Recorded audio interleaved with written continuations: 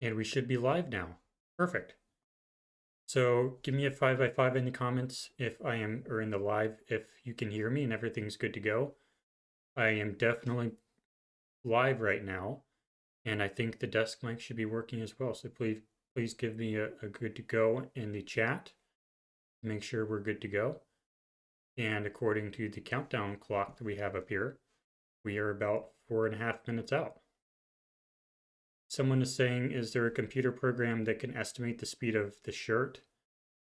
Probably. I would probably just do it manually because you would need to tell the computer program what the measurements are of the shirt. I don't know why I would do that. I would probably just do it manually. But I would just look at it frame by frame, and that's what I have been doing. So it looks like we do have good audio. So we are doing the audio of the event that is on a time-triggered queue from this computer that's going to fire at hopefully the exact same time that I fire this. That's all automated. And the cool thing is the software that is running the sound from the UVU event is also the software that is going to run the actual valve and potentially even the shirt, even the pendant gun, once I get the right technology. I just need, and I know exactly what I need. It's just a matter of money, really.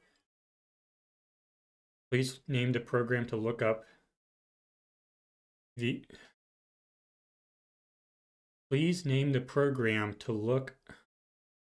I don't know what English that is, but they're asking about the name of the program for this graphic here.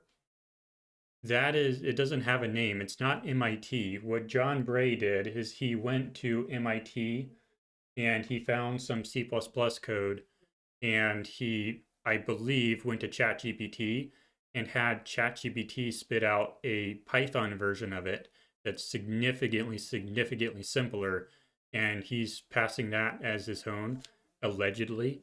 I don't know for sure that's what happened, but I'm pretty sure he just got that from a chatbot. The program is MATLAB and OpenCV. Yeah, those are some of the Python packages that it uses. But what John Bray is talking about is he got it from some guy at MIT, but that was a C++, completely different version of it. And it doesn't even do the same thing. He just fed that to a chatbot and had it spit out Python. And the Python does a completely different thing. So in my opinion, I believe it's all AI code, and I refactored it and I did a code review on it on my channel. I think it's the last video on my channel. But we're just waiting for the countdown clock to go down because we are demonstrating that we can do this test exactly on schedule with no delays, with no holds, with electronic precision. So that's what we're doing again tonight. We did it last night and the audio was exactly 0.5 seconds too soon. Yeah, the code it works, but the confidence text didn't really work. It was way too low. It wasn't useful. So I fixed that, and then it was still really low, so I just deleted it because we don't really need it anyways. All it needs to do is highlight the motion. So I have places in 15 seconds. We're about to go ahead and move forward with this test. The speed of Charlie's shirt. Yeah, that's what I was talking about. I would just do it manually. I wouldn't do it with software. I'd like put a ruler right here and just measure how far a certain target dot on the shirt goes.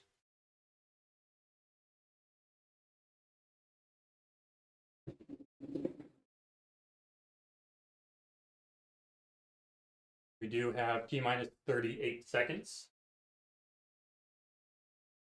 I'm going to start recording so we can analyze it. Okay.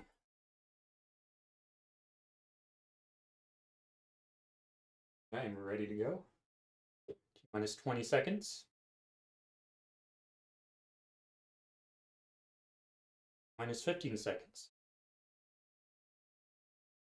T-minus 10, 9, 8, 7, 6, 5, 4, 3, 2. Counting or not counting gang violence? Great.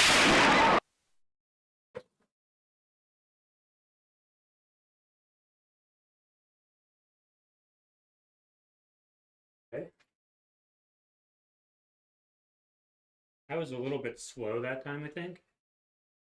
It's okay. Once I get the electronic control, it'll be even better. I was a little bit slow. A little bit timid that time. But I hope that the QLab stuff worked this time. I think that should be right on. Because I can control that pretty much however I want, really. As long as my cue is right on, which it was, I think, it'd be good.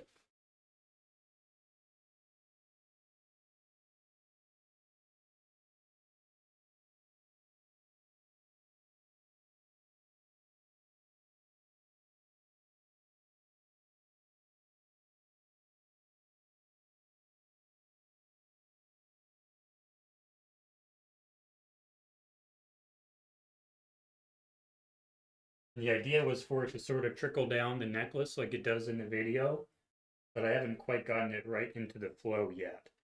But I'll get that eventually.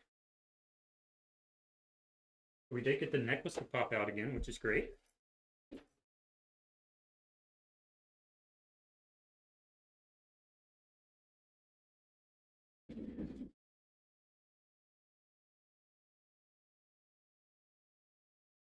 Yeah, I forgot my safety glasses this time. All right, we're going to stop recording, and now we will go ahead and analyze it in the code. The Chinese dubbed movie.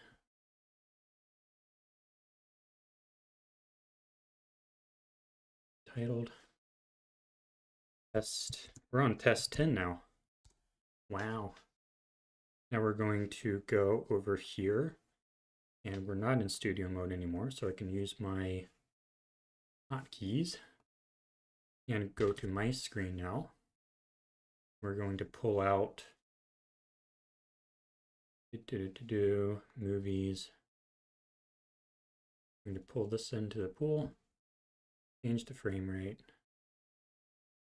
and find the action. Or not counting.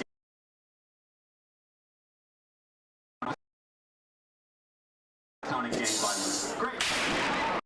Wow, that was really off. Okay, well, that's unfortunate. We'll fine-tune it again.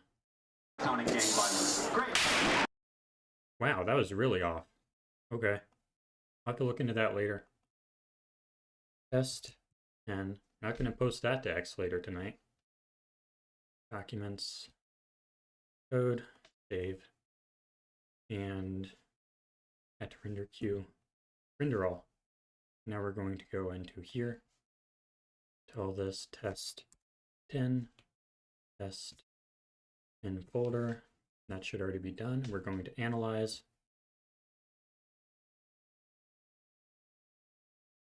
All right, 10 out of 65. Yeah, the timing was not correct on that one, unfortunately. That's really unfortunate. And there's our countdown for tomorrow night.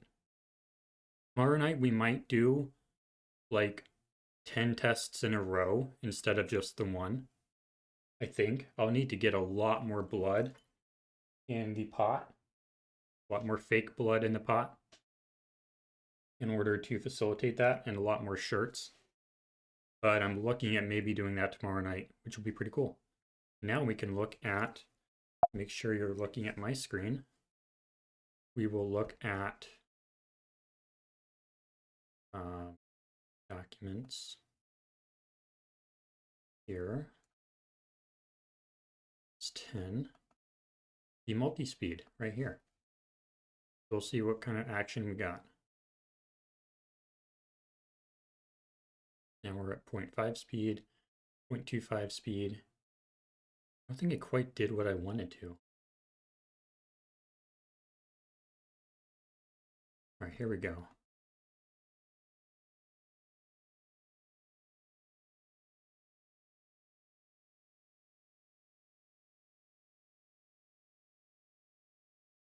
All right, so this is our first frame. Still not quite what we want to see, unfortunately. So maybe I'll have to do it on my own person again, like I did at the beginning. Do a few tests that way to see if we can get some better shirt movement. We haven't quite been getting the right shirt movement lately, unfortunately. Like we have in like these photos here. I think you can see it now. Like in those, we had all kinds of like really good shirt movement in all these pretty consistently compared to Charlie. So I need to um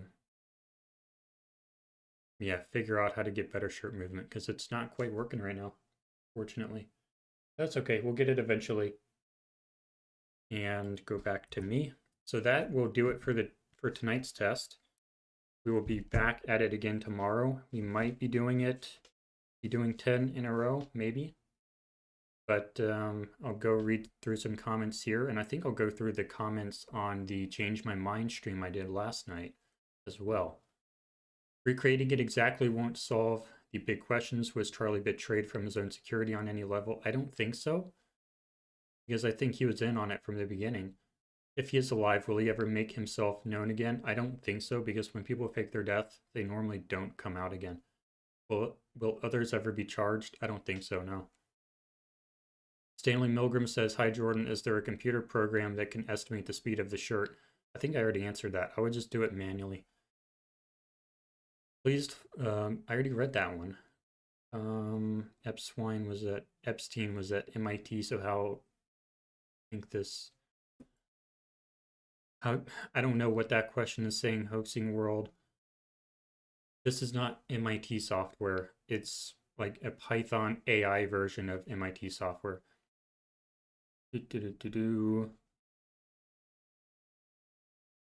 Safety glasses. The necklace is out now. That was like a dubbed Chinese movie. Do you have a place to send tips? I should enable super chats over here.